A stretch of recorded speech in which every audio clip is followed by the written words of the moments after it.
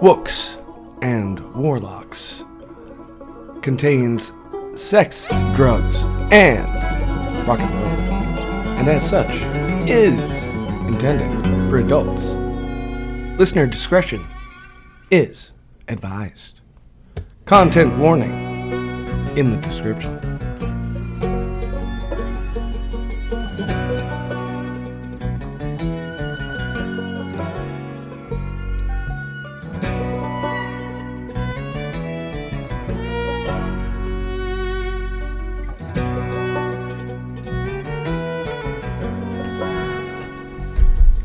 Hello and welcome to Wooks and Warlocks, a role-playing tour through the summer of love.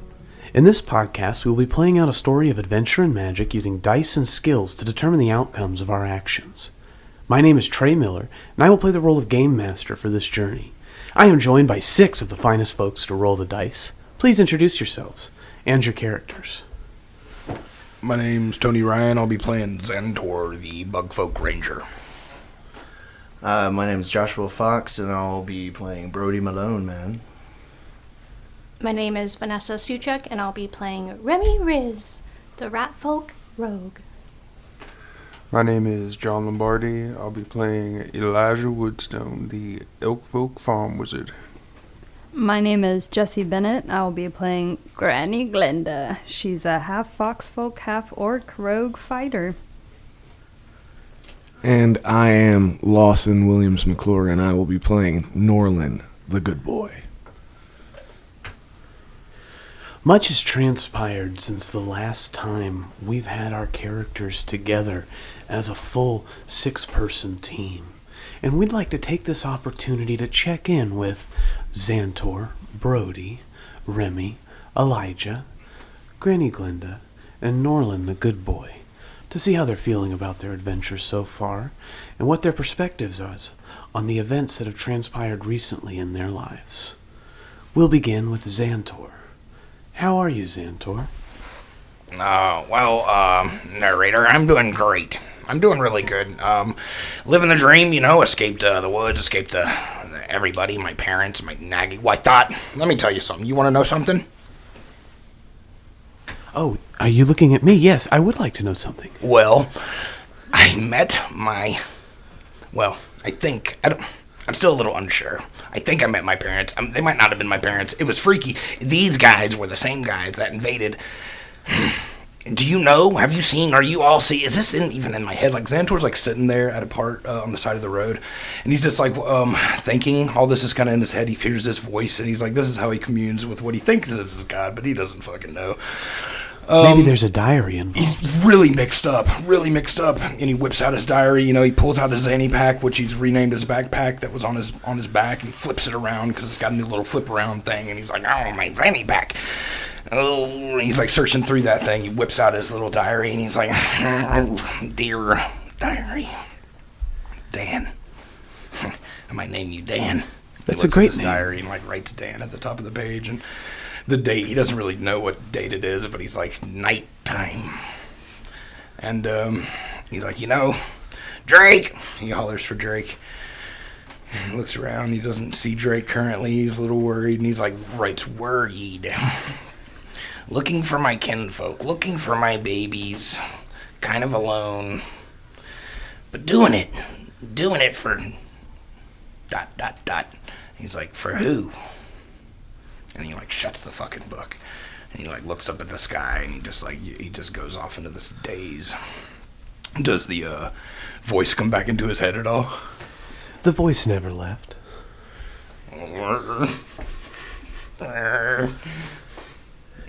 Yeah, his eyes start twitching and stuff. Some big things are happening and changing in your world, Xantor. I imagine you're dealing with a lot of strong feelings. Thank you for sharing. Brody, what's life like in the world of Mr. Malone?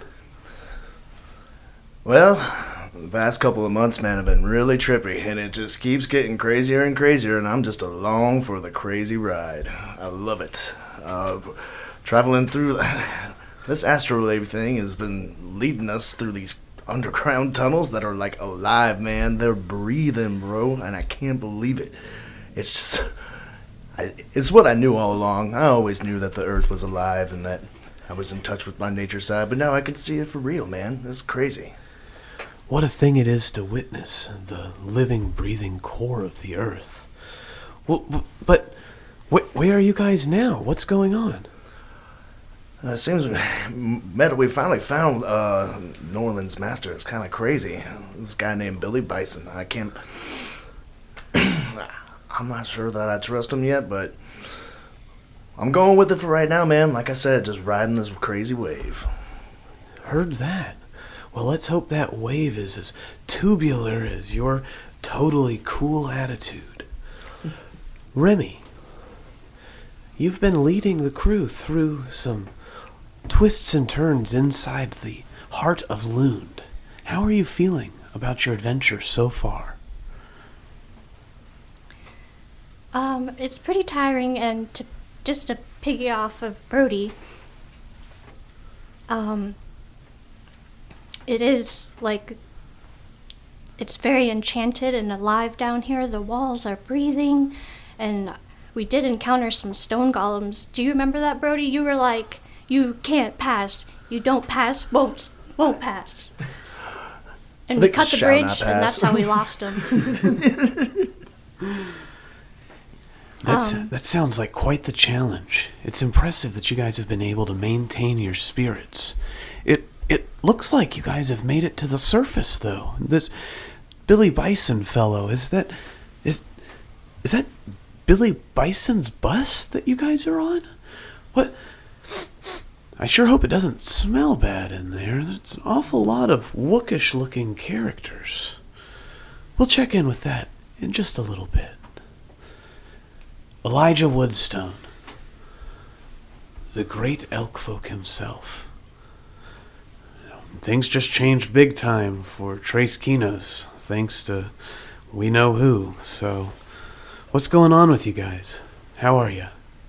Yeah, I've had a little bit of regret. I think I might have been a little harsh with King, even though he seemed to be a little overreacting. He can be a bit hoish. But other than that, it's been good, man. Xantor's parents are pretty cool. They can't help but thinking about that crazy dream I had, and now with my arm and leg the way they are.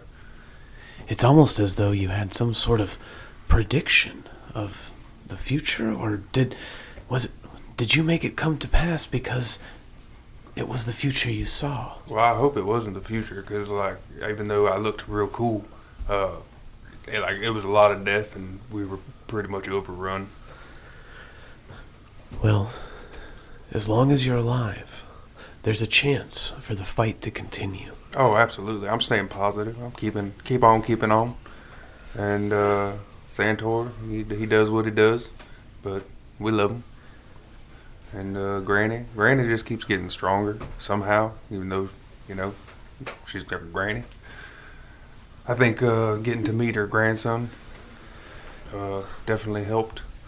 Hopefully that brings a little bit of peace. It seems like she's earned it. I think her direction's focusing more fiercely, it seems now, and going to be pretty damn deadly, and I'm really not worried about anything. It's good that she's on your side. Oh, absolutely. Speaking of she... She's literally on my back. She stands on my back. I got a little baby being. Oh, there you are, yes. Glenda, how are you? I thought she was sleeping. Oh, I've seen better days, dearie. You seem a bit upset at the turn of events. It's been a wild ride, and, well, you sometimes have to act as a balancing force for your companions, but not even Granny Glenda could hold this one steady. Well, honestly, dearie, I was having quite a nice time. I mean, I had finally retrieved my grandson's ashes. I felt like my purpose was becoming clear again to find the Warlocks and get his true body back. And we've spent some time talking, me and Parker have, and about that. Have you? Yes, we have. Is he enthusiastic about getting his body back? He is, but I'm afraid our events have turned a little bit, and we had this team, I'm not sure I can trust this team anymore, so Parker and I spend our nights watching and waiting. Well, I'm gonna need you to roll for intimidation because I'm scared. No, I'm just kidding. You don't have to roll. See what I mean by the creepiness? Oh That's my why I God. keep her close. She keep is. her close. She is ferocious. We're just gonna. Thanks, Glenda. Norlin, you must be ecstatic. How are you feeling? They said you found your master. I have found my master, but I am still becoming more and more confused. Even though I love my master so. He has treated me so poorly, and my comrades have started to lead me to believe that he may not be a good master after all. Your doubts surprise me. You seem to be your master's #1 supporter. He left you Well- on the side of the road, bro. I know this. On top of that, during our journey through the darkness under,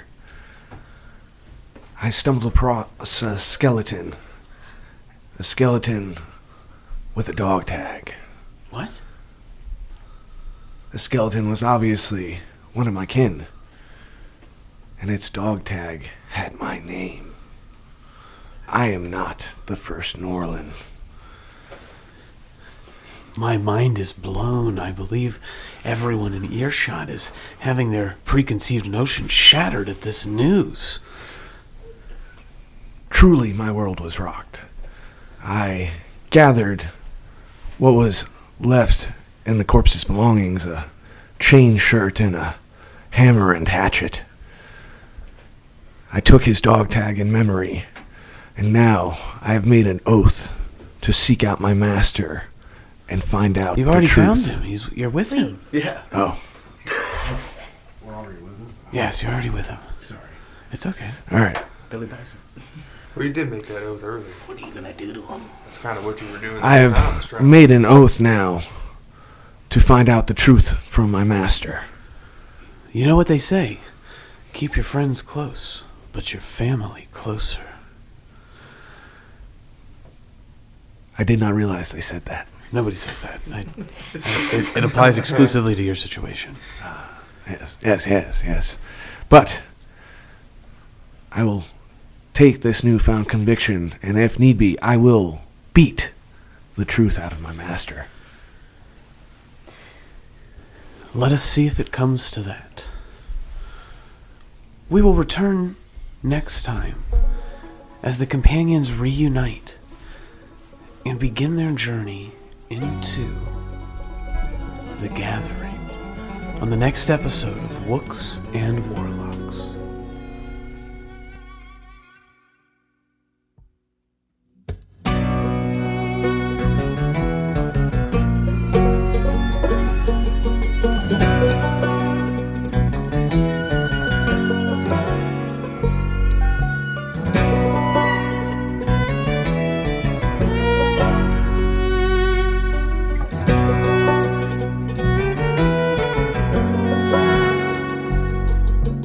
Round and around in the tunnel when it's dark we go, searching through the rubble for what once was spark like a shout in the night.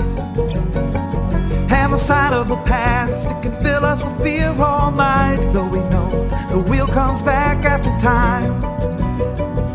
Oh, sweet time. And the soul will rise from the ashes. We will climb as we shout into the night. Let no man mute my battle cry.